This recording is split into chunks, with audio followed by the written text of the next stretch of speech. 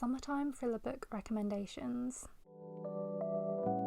Hi guys, my name is Sharon and today I have some thriller book recommendations which I think would be good for the summertime. We have some destination thrillers and books which just generally have summertime vibes. Although as I'm filming this right now, we currently don't have summertime vibes here. It's really cold and rainy, but hopefully by the time this goes up it will be sunnier again here. So I have 7 books. First book is One of the Girls by Lucy Clarke. This is one of my favourite destination thrillers. In fact, it probably is my favourite one. This story follows 6 women who go to a remote Greek island for a bachelorette weekend. The bride is called Lexi and someone on this trip does not want her to get married, and it ends with someone being unalived. All 6 women are very different, they have interesting backstories and each one is harbouring a secret. Lucy Clarke wonderfully describes the sunny, oceanic setting and the atmosphere. They know how to transport you. It's not really fast paced, but I did find it very addicting. There's tension, suspense and drama. Normally I don't really like stories following more than like 3 people because it's hard to keep up sometimes with so many characters. But I liked that all the women were very different and interesting. They were distinctive enough and everyone had something different going on in their lives. This story also explores female friendships and relationships. I really liked the writing, the development, the ending, and this was a 5-star thriller for me. Next book is The Surf House, also by Lucy Clarke. We have another destination thriller, and here you're following a model who's on shoot in Marrakesh, Morocco. And she gets herself into a bit of a pickle. A series of unfortunate events happens and she loses her passport. There's an unaliving and there's also a missing person case as well. Obviously without her passport she can't leave the country, so then she ends up seeking refuge at a place called the Surf House, which is located outside of Marrakesh. I can't remember the name of the place. This one has dual timelines and POVs and it's definitely more of a slow burn, but again Lucy Clarke is just so good at writing atmospheric settings and transporting you to a different destination. You get great descriptions of the beach, the sea, the food, really good holiday vibes. It was a little slow for me, especially in the middle, but I did really enjoy the beginning and the end, and I thought the plot twist was pretty decent as well. Overall, a solid thriller, and despite all the awful things that happened in this book, I would really love to visit Marrakesh. Next book, Next of Kin by Abdullah. This is a psychological courtroom thriller and it's one of my favourite thrillers that I've read so far this year. It was so twisty and bingeable.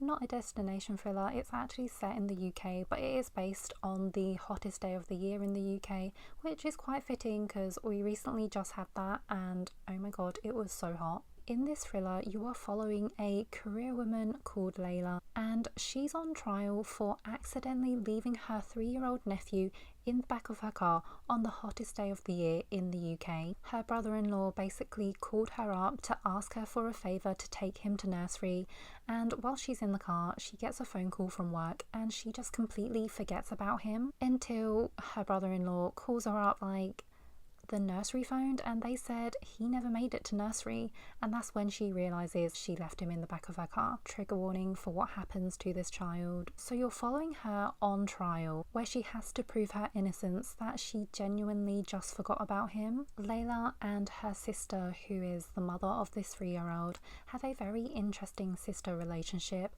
There are some pretty unlikable characters in this story, lots of dark secrets. At the core of it, it's pretty unhinged and messed up, but there are so many plot twists at the end that had my jaw on the floor, and I just ate this up. This is another 5-star from me. The Wife Stalker by Constantine. Constantine thrillers are always really bingeable and easy to read. The Last Mrs. Parrish by them is still one of my all-time favourite thrillers, but this one, it's set in a beachy town. You have a very devoted wife and mother whose husband has been suffering from severe depression, and then one day he's back to his old self again. He starts paying attention to the kids again and he has a new lease of life, and then she realizes this is actually because there's a new stunning mysterious woman in town, a wellness guru, and her husband has fallen head over heels for this other woman. But the wife isn't going to go down without a fight. She's determined to dig up anything she can on this woman who's stolen her life and her husband. This was a pretty addicting read, fun and unhinged. I don't always love an unhinged character, but this one was quite unexpected, and since it's set in a beachy town, I think this is a good one for the summertime. Next book, The Villa by Rachel Hawkins, another destination thriller. The protagonist in this one is called Emily, and she's a cozy mystery author, and she's going through some things in her personal life. She has a childhood best friend called Chess, who's also an author, except Chess is a big time bestseller writing self-help. They kind of have a strained relationship, and when Chess invites Emily for the summer to go to Italy, Emily agrees, and she thinks this will be a good bonding time for them. Turns out the villa that Chess has hired for them in Italy is infamous for a bunch of things that went down one summer in the 70s. There was a girl who wrote a best-selling horror novel whilst she was there, and she was staying in this villa that summer. So you're following Emily in present day as she digs into the villa's past, but you're also following a past timeline of everything that went down during the 70s. And there's also a podcast element in this as well, with a true crime podcast that covers the history of the horror author. This is such a good audiobook. You have multiple narrators, one of them being Julia Whalen. I feel like Julia Whalen just makes every story sound so much better. I also love a podcast element in my audiobooks. The storyline is quite complicated, there's a lot going on, and it's quite slow burn, and you have quite a few unlikable characters as well. But it was pretty unique, and I really loved the writing. I actually didn't think the twists in this one were that shocking, but because I liked the writing so much, it kind of made up for it. The Last One by Will Dean. This is a fast-paced popcorn thriller, and it takes place on a cruise ship, so quite fitting for the summer, but it's definitely the opposite of relaxing holiday vibes. You're following a woman who embarks on a luxury transatlantic cruise with her partner, only to go to sleep and wake up in the morning to find that she's seemingly the only one left on board. Her partner's disappeared, and so has everyone else on this ship.